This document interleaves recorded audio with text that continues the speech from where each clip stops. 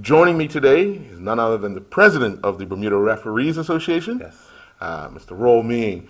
Roll, right off the bat, there's always an issue year after year with getting people out to officiate. The numbers are not always where we want them to be.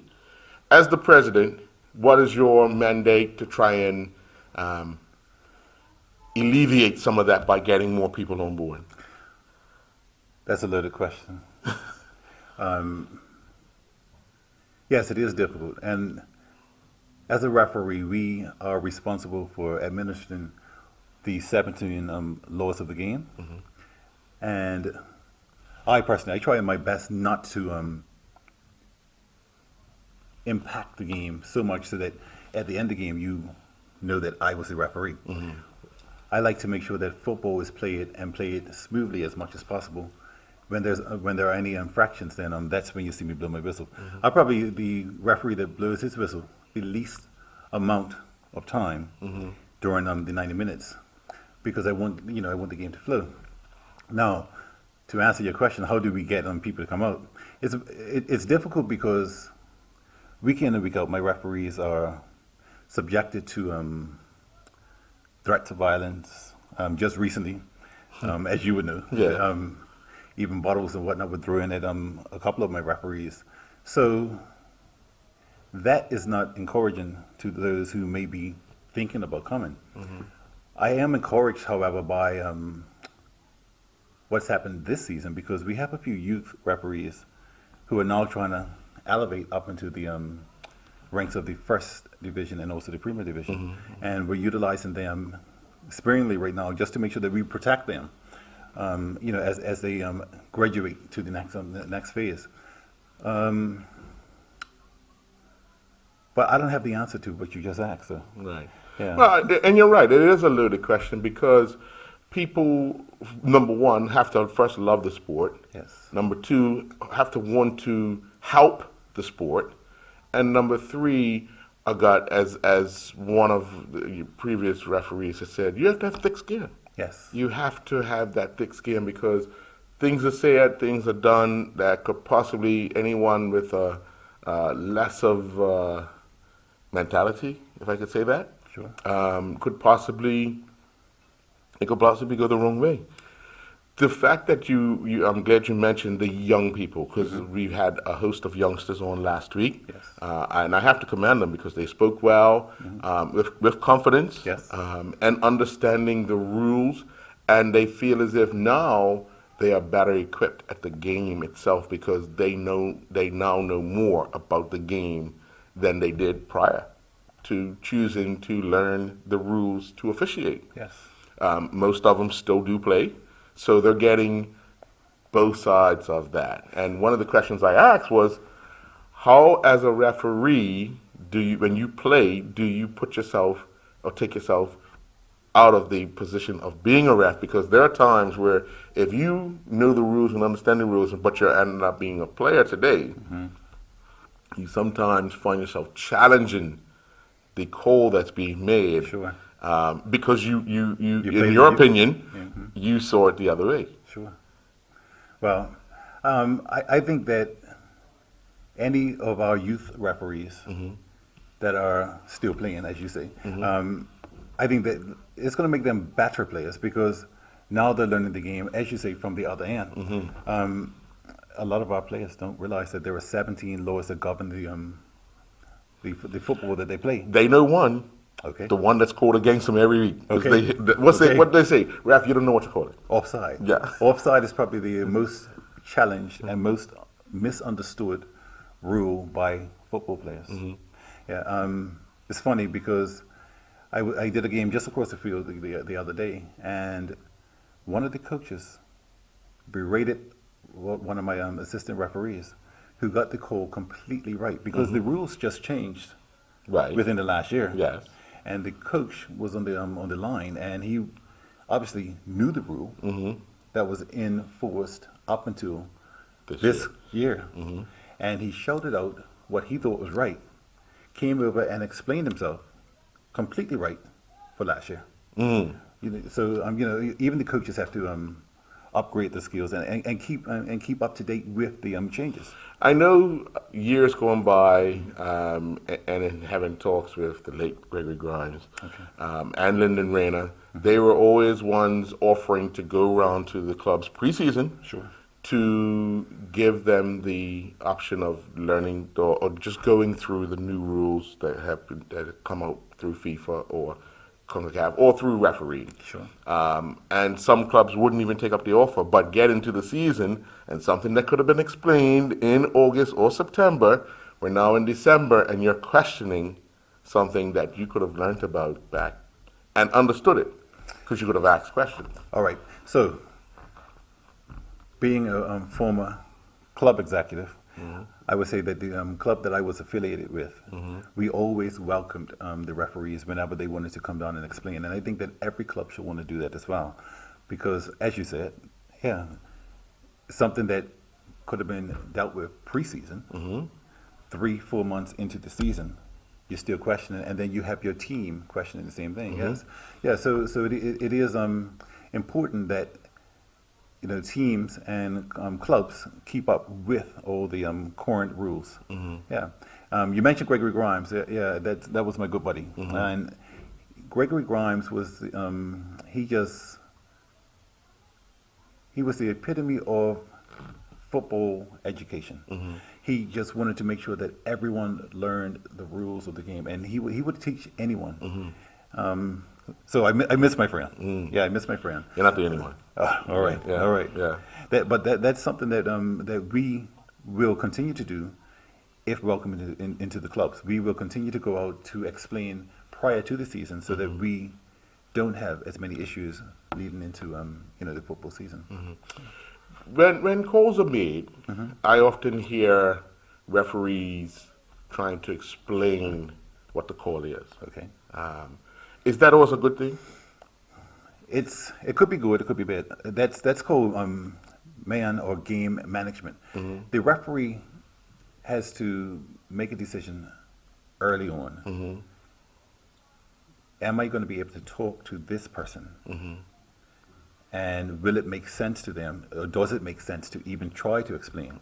So there's no right or wrong answer to that. You may have a player that you can talk to, and they get it. Or you may have a player that says, "Oh, I don't want to talk to you." You know what's funny? A couple of weeks ago, I actually told a player, I said, "I am impressed with your behavior and the way that you are carrying yourself today," because this is a player that normally is shown a yellow card every so often, showing a double yellow, which leads to a red. He said, "I don't care what you're impressed with." I said, "Well, I'm impressed with you anyway." And then so I actually brought him down a bit. Right. But not everyone can talk to anyone. So that's something that the referee has to evaluate and see if it's going to make a difference. Yeah, I'm a people person, so I don't mind talking. Right. But if you're not that person, then I would advise you just to stay in your lane and operate under the laws of the game. 2 weeks in a row, I've been at a football game where I've seen a goalkeeper and a striker, and yesterday was a defender as well, involved in a clash. Okay. But the attacking team restarts the game a man down because the attacking player is asked to leave the field. Okay. Now, my understanding of the rule is if it's an infringement with the goalkeeper, and because the goalkeeper has to stay on the field, Goalkeeper's essential. the player stays on the field. Is that correct, or is that not correct? No, it's not completely correct. Okay, so what the new rule did is to try to make it even and make it fair, Right. not to penalize the team that was fouled against. So there are certain instances where that player could be treated right there on the field. Right. And then once the treatment's finished, then we can get along with the game, and that person doesn't have to leave. But I'm not sure if what you described is that actual. Well, it was a 50-50 ball. Okay. Players collided. Obviously, goalkeeper coming one way, attacker going the other. Referee indicated free kick coming out. Okay. Both players were injured, but the striker was asked to leave the field. Okay. relieving the goalkeeper. So when the game restarts, Then they're a man they're a down. man down. Okay. And the same thing happened in a game I saw this weekend. 3 players collided. Okay. The defender hit the striker ended up running to the goalkeeper ended up hitting the defender. So there's 3 people laying down in the box. Okay. The goalkeeper and the defender stayed on the field, with the striker being asked to leave the field. Yeah. Okay. And I was a bit concerned that, okay, now I'm lost at it. Because you don't see where that's fair. Okay. Right. Well, okay. Well, in an abundance of caution, what I would do, I would actually speak to the referees in both of those fixtures that you're talking about, and Right. then I'll be guided by what they say there. Right. Yeah. Well, I mean, because one thing I have to say, I respect when the referee blows the whistle, because they only blow to call what they see, Yes. not what someone up on the bank saw, not what the coaches saw, not what the goalkeeper saw. It's what they saw. Of course. And they saw an infringement, or their assistant has flagged an Yes. infringement. So, out of respect of that, I always say, I have to respect their decision. But there are times where you sit there and you say, I wonder if they were in a better position or a different position, would that call have been made the same? And I want to tell you that you're absolutely right. Yeah, because if they were in a better position, then maybe they would have seen what everyone else saw. Mm-hmm. Yeah, or they would have seen something differently that would have caused them to either blow or not blow. Right. Sure. Right. It was in a previous show we done. I asked, and I'll ask you. Okay. Hopefully I can answer that. I'm pretty sure you can. All right. A ball is played on the halfway line, Okay. and a player goes to turn, ball hits his hand, and the referee blows handball. Okay. 5 minutes later, the ball's in the box. The identical thing happens. The referee waves play on. Why? Okay. I know I can answer this because I answered this already. In an abundance of caution, I would have to actually see or speak to the referees that you're speaking of. Oh no, I'm talking in general. I'm talking in general? general. I'm All right. talking. All right. I'm talking in general. All right. The handball, and that's what it is. The call is actually handball. Yes. A lot of spectators and even players get caught up in ball hand, which Yes. is not a call. So So in handball, the hand must be making some sort of movement toward the ball. Mm-hmm. The hand is going to be in an unnatural position, and if it's in an unnatural position and it shouldn't be there, then the referee is going to have to make a decision. Mm-hmm. But handball is actually, that's the referee's call. So Yeah. as the referee sees it, Mm-hmm. that's how he calls it. So we did answer that already, because what you said was, if the referee was in a different or a better position, Yes. would he have made that call? Right. So I leave. I just noticed. I leave just that call noticed alone. how quick it is when it's not near the penalty area, and how cautious Okay. it is when it's inside the penalty area. Well, okay. As a referee, I want to make sure that I get the call correct. Right. So I would be very cautious to call a handball unless I am sure that there was movement of the hand toward the ball in some sort of way. And I'm probably one of the hardest ones to get handball from. I mean, every game I hear myself, no, let's play, because I see a lot of ball hands. Right. Yeah, I mean, if we're this close and I kick a ball to your hand, that's not a handball. Right. That's a ball Right. hand. I often And- argue that fact as well. And that, fans don't understand that. And that's all right, because I don't get mad at fans. Because the whistle is in my hand. So I don't need to be guided by what the fans say. Right. The 17 laws of the game, that's what I'm directed by. Okay. Yeah. I have the referees back. Whoever you're talking about, I have their back. I'm sure. Well, I'm sure the no, right call was the made. 2 incidents I was talking about, the clashing. Yes. I was talking about two different referees. Okay. But the handball one is a general question, because you see it no matter where you go. Okay. You see I want to blow it, but it's in the penalty box. That's easy though. I mean, if a handball, it's just like a foul. Would I call this foul outside the penalty area. And that's the question I asked Oh, as sure. well. Okay. Would I call this foul outside the penalty area? If I will call it outside the penalty area, then I have to call it inside the penalty area. But you see the exact same foul committed that was committed 5 minutes earlier on the halfway line in the box, and it's play on, you're diving, or you're waving on. Or you see what you think is the exact same foul committed. How's that? Yeah. I used to play the game. See? Oh, I think I played with you once or twice as well. Yes, yeah, on the same team. Imagine that. Oh yeah. So I think I know what I'm talking about a little bit, and I know you know what I'm talking. Because you used to be right in the sticks. So Well, yeah, you know, yeah. hey, it's one of those things where you often see, and you say, I mean, I try to assess myself. One of the things I do is, especially when it's people around me, I try not to get caught up in what they're saying a lot. Okay. But when I look at the ball, and you can almost tell when there's going to be a clash or it's going to be a tackle or something. First thing I do, even before the whistle is blown, I look to see where the referee is. Okay. And that, for me, gives me the confidence that the right call is going to be made, Okay. or a guessing call will be made. And when I say guessing, because sometimes you're not in position and you react from the reaction, because all you see is sometimes, some referees can get blindsided where somebody's in the way. Sure. But all you see is the top over, Yeah. you know, and then So you see the end result, not right, what actually caused it. right, Yeah. because or the action. two players clashing at the ball, one could be a little stronger than the other. Sure. But not necessarily meaning that that person committed a foul. Okay. Because it was the ball. Okay. But because you can't see it, your perception is, oh, that's got to be a foul. Now, so what you've described is a team of referees perhaps not in sync with each other. Not Because every pregame talk, I always say, I tell my assistants, I'm going to try to be in the best position at the best time to make the best call. If I am lagging because something happened somewhere else and I'm trying to catch up, please make sure that you compensate for me. So the three referees must work in tandem, and that's what you're describing there is perhaps an incident where the three are not in tune with each other, and that does happen as well because we're human. It's hard to communicate. We're human. I mean, yeah. If something, what I just described, if that happened, if the AR does not flag, Okay. but the referee was blindsided, Okay.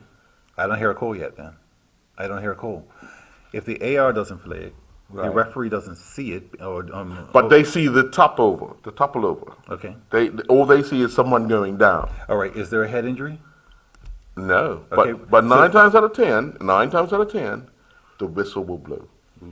Okay. 9 times. I'm not saying all. Well, at least once it won't. But Well, 9 times out of 10, because I look at it like this: we're very, very reactionary. Okay. And maybe like you said, it's their way of managing the game to try and keep it under control. Some people blow the whistle a lot. You choose not to. No, I don't. You choose to talk Yeah. more than, because I witnessed it the other day. You Okay. talked. You warned. He didn't listen. Yellow card. He didn't listen again. Yeah, sure. Because you know what, and I'm glad you said that. Once I've spoken to you, when I realized that we can't speak anymore, then I let the card speak. Right. And you notice that I don't say anything. Right. I'll show you a card and that's it. Right. Because the cards now the cards are doing the work. Right. Yeah. Right. Yeah. So you're probably talking about the match of over Yes. across the police field. Yes. I was there. Yeah. First half. And do you know that at the end of that game, the young man was he understood exactly why he was penalized. Right. The Oh, he knew exactly what he was doing. Sure. He Sure. knew exactly what he was doing. Because after the tackle where the player got away, and you're allowed the play to continue because the team was advancing, Yep. when the play stopped, he didn't even wait around for you. He just started walking. Yes, because he knew what was coming. Yeah. Because we had a talk previously. He was already on a caution. Right. And he knew that was another caution because if you did the exact same The action exact again, same then you knew what's infringement, coming. yeah. Yes, Yeah. And I think what was confusing in that match is that the bowl continued for another probably about seven Passes. seven passes. Yeah. So I think the team breathed a sigh of relief. Right. But Once the play once it played yeah. to a halt, Right. then I have to go back and now I have to go revisit Right. what the infraction was. Right. Yeah, and the correct And the thing was, decision. I have to commend. There was a gentleman who is very vocal at this At that particular match? team. Okay. Not on the bench, but on the bank. Okay. And he indicated, "What is this child doing?" I've heard the referee speak to him on several occasions, Sure. and he doesn't want to listen. So guess what? He has the field. Yeah. Yeah. Now the team has to suffer. Yes. Yeah. Yeah. Sometimes we can recognize when a player's head's not in the game. Mm-hmm. And I saw that with that young man early. And I tried to calm him down early. And I mean, obviously, I can't say what he told me. Not here. I mean, that's But I said to him, I said, calm down, please, because I don't want to lose you on the field. Because Right. any referee does not want to. We want to finish with 22 players. Right. But he made his bed and he had to lie in it. Yeah, for lack of a better term. Right. Yeah. Well, sir, I do want to thank you for your time. I Hey. know you have other things that need to be addressed. Yes. As Yes. the president of the Bermuda Referees Association. So, thank you very much. Roll me. Thank you. Appreciate it. All right. Okay. Well, welcome back, and now joining me is Pete Robbie. Pete, how long have you been officiating in Bermuda? This is my first season. First season. Transition, still playing a little bit? Yeah, kind of. I mean, I used to referee back in England before I came out here, but yeah, that was over 6 years ago now. So Okay. still transition. Yeah, still How getting used to it. much has the game changed for you? It's changed quite a lot, and a lot of the laws have changed. I went to the refresher in the summer where we had like a week-long course Right. going through new laws and what's changed. But I still play Yes. a lot, so I kind of have kept up with the game, I suppose. Right. So, it's changed a fair bit with some of the laws and some of the offside rules and things, but it's still football. How does it, right? Yes, it is. Yeah. How does that help you in your game? Getting the other side of knowing the rules, being able to be in a position to blow the whistle, but then you revert back to a team player in the form of actually playing. I mean, there's two ways to look at it. Whilst you're playing, you kind of appreciate what the referee's doing a bit, and at the same time, just knowing the laws maybe gives you a little bit of an edge and an Right. advantage, which is what you're looking for as a Right. player. So things like taking a quick free kick, you might just speak to the referee and Right. you can take it, or Right. things like some of the offsides, you might just know to leave it and let another player run on. Right, Or right. Things like that. So it gives you. It doesn't give me a big edge, I suppose. Right. But Are you able to actually educate some of your teammates and give them the perception of what the referees and the ARs are looking for? When to, like you say, when to leave the ball if you're in an offside position, when to let someone else run onto it, when to take that free kick. Yeah, so I mean, our team, we kind of cover that sort of stuff in training, Right. and I guess drinking after the match, we chat about like Right. the referee's decisions, and often you get the guys sort of moaning about a decision, and you'll just sort of explain that Right. I would have probably given the same decision, and this is why, it Why, was against. right. There was this law, Yes. and this is the reason why Yes. he gave the decision. And also, you speak to the referees during a game, and as a player, I don't always agree with every Right, decision they right. make. Right. And sometimes you may feel like you knew the law, or you knew what the decision should have been, and Right. it wasn't quite right. And Right. then obviously the referees get together weekly to sort of discuss things like that. Well, as I was speaking with the president a little while ago, we were talking about the fact that positioning, trying to be in position Yeah. to make that correct call all the time. And there are times, we also spoke about the fact that there are times where in games you could be blindsided. Players could run into your line of sight. You got to rely on the AR, who, if that person's not up with play, you kind of fish out of water, and you're reacting to something sort of thing. And Yeah. when you are running the line, take us through a team attacking, and you're doing the line obviously for the defending side. What are the things you're looking for? Because you're looking at offside, Yeah. you're looking at the referee, you're looking to see if the ball's still in play. Yeah. You're busy. Yeah, so I think the hardest bit is when the fullback has the ball near the touchline, and they're looking to play that long ball over the top. Right. Because then you're almost looking at a right angle. So Right. you're looking at whether that ball's staying in Yes. play, and also if there's a foul or a bad Mhm, tackle, and you're also trying to look along the line. Right. And then, if what I would generally do is I'd look along the line first. Mhm. If there's nothing to really worry about, Right. I'd spend more time Down looking the line. one way. Right. Yeah. Right. But I think as long as it's all about just keeping your body Mhm. facing the play. Right. And if you can do that, then just keep going back Right. and forth. Right. Then- Because it's more then of a you- shuffling your feet kind of thing. Like, Yeah, so they sort of teach, like, back in the day, and Right. even now, I suppose, if you ask some of the younger lads Mhm. that are doing the FIFA training, they Right. teach you as well.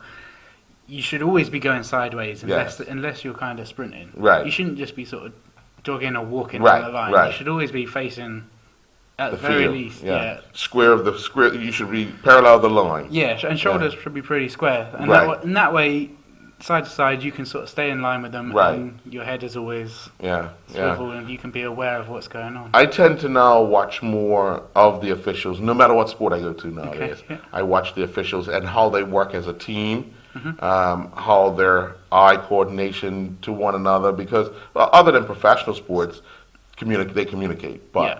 when you're at the amateur level, I mean, your communication is almost like eye contact or nod of a head or a thumb up or something like that. Yeah, that's When you, what are some of the things you've been told? Because you primarily are AR, right? yeah. I have done You've done in the some middle. middles Oh, okay. as well, but Okay, so on a Saturday or Sunday or whatever day you're in the middle, what are some of the things you're telling your ARs to look out for, and what you're hoping to get from them?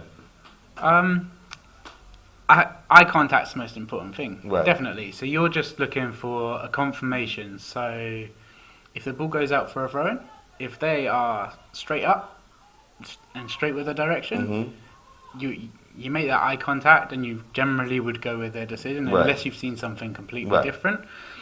Also, like if their flag just goes up and they haven't made the decision either way, you'll make eye contact with they'll make eye contact with you, and that kind of means the ball's gone out. Right. I'm not 100% sure, and then you'll make the decision Right. for them. Basically, I mean, the referee is in charge of the game. Mhm. He's got his assistants, but he has to be in charge of the game. Yes. And if the assistant referee is not sure of something, then the referee should make that decision quickly.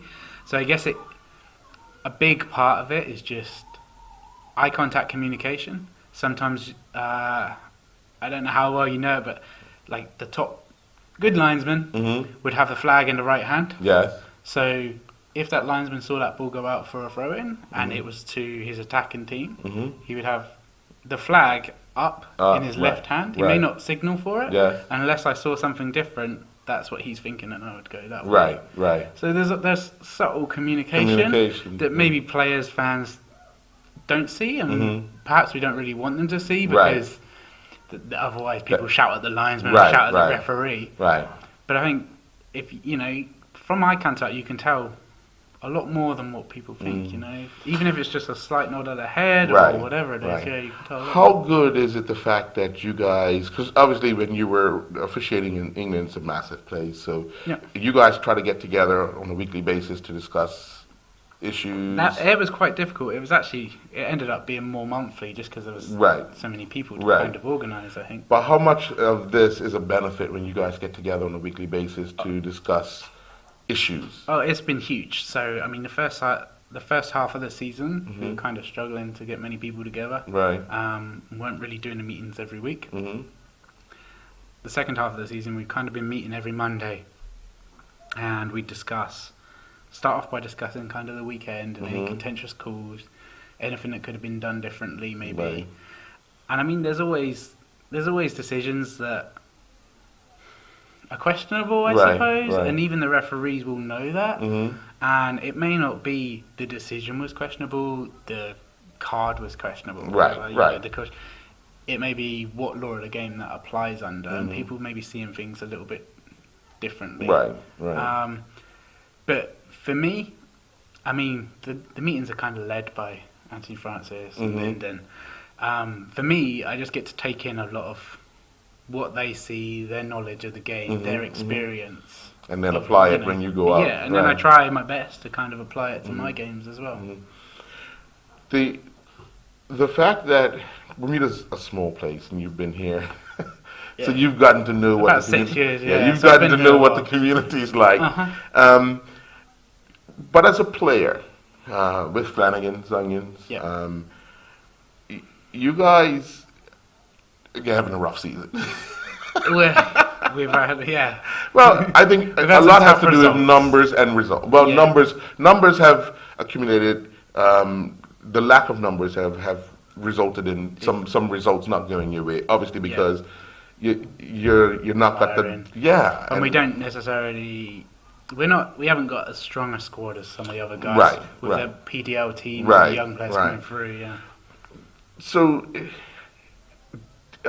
when you're playing, obviously you want to do better, you're trying hard and so forth, but then all of a sudden, say like you guys play on a Saturday night, and then they ask you to officiate on the Sunday, Yep. but things didn't go well the Saturday night. How do you personally wrap your head around, okay, that night's over, I'm going to officiate now, it's going to be, I need to change my direction sort of thing? I wouldn't call myself an emotional player. Right. I'm quite a calm and considered player. Right. And for me, I don't find it very difficult to make the switch, actually. Okay. Obviously, Saturday nights, games, there's a lot of emotion. Right. Right. I'm putting everything into it, Yes. and then the next morning, my whole body aches after the game. I'm not sure that I really want to get down Right. St. George's and Right. assist a game. But I haven't really had any issues in transition. Oh, okay.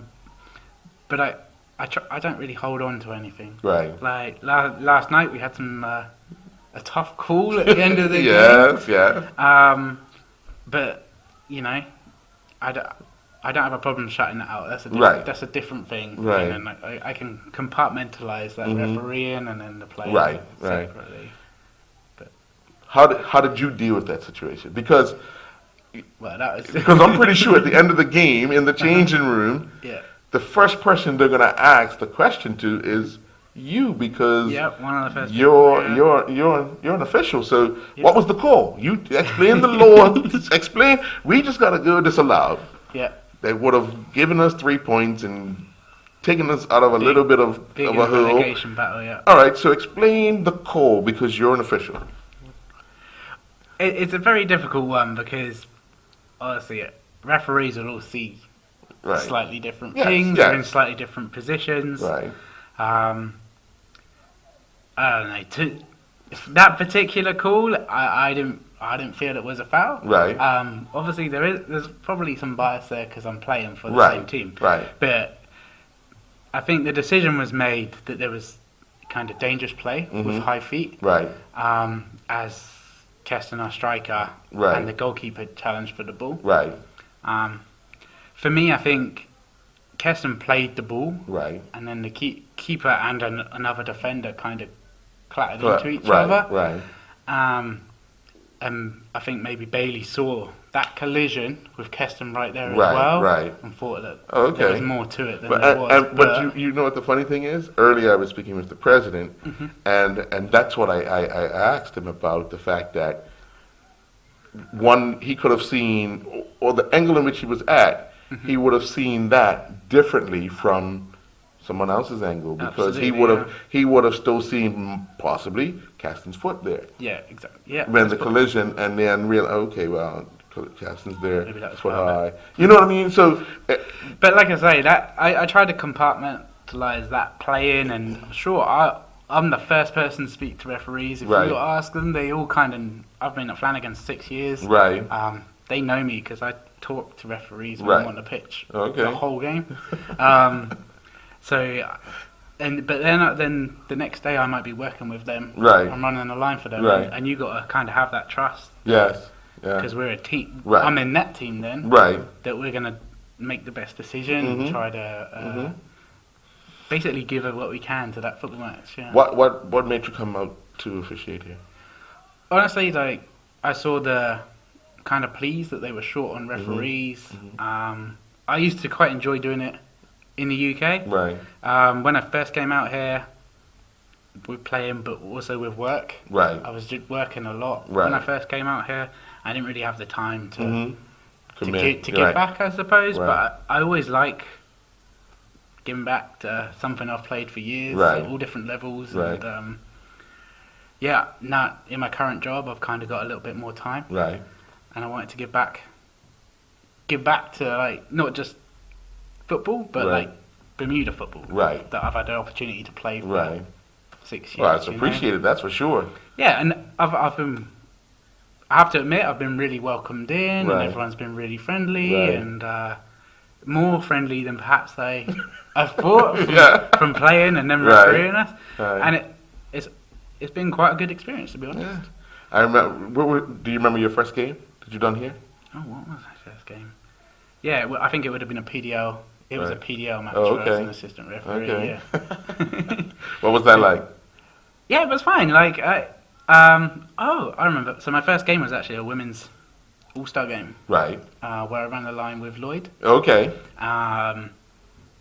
And that it was a transition, and there was a couple of offside calls Right. that people on the sidelines were shouting about, and on the benches. Right. But I think after the first couple of games, it kind of you get used to how to run, how to stand, Right, where right. to watch. To Right. begin with, maybe it was tricky just to know where I should be, where I should watch, where are Right. the danger points, Right. like the edge of the area. The first sort of 10 yards after the halfway line is quite an important area for offside. Right. And you get a lot in Yeah. there. There's a lot of cheating going on, and players like to do that Well, lean a lot of and players lean. trying to and gain lean. advantage. Yeah, for sure.